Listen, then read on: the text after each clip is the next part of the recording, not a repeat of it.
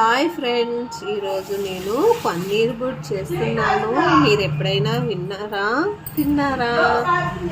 First preparation కోసము బాండ్లీలో కొంచెము శనగపిండి స్లిమ్లో పెట్టి బాగా వేయించాలి.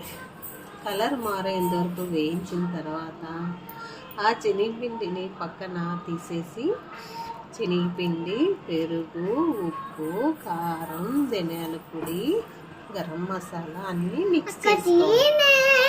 అది సపరేట్ మసాలా రెడీ అయిన తర్వాత కడాయిలో ఆయిల్ పెట్టి జీలకర్ర వేసి సన్నగా తురిమిన ఎర్రగడ్డలు బ్రౌనిష్ వచ్చేంత వరకు వేయించిన తర్వాత సన్నగా తరిగిన టమోటాలు ఒక 2 బాగా మగ్గనివ్వాలి.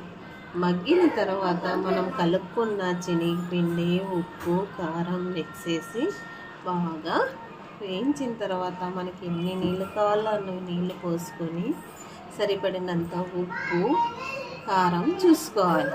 ఉడికిన తర్వాత పన్నీర్ను తురుమాలి. దించే ముందు కొంచెం కొత్తిమీర చల్లితే మన పన్నీర్ బుర్జ్ రెడీ అయిపోతుంది. చపాతీలోకి చాలా టేస్టీగా ఉంటుంది. ట్రై చేయండి ఫ్రెండ్స్. బాయ్. నచ్చితే సబ్స్క్రైబ్ చేయండి. ఓకే.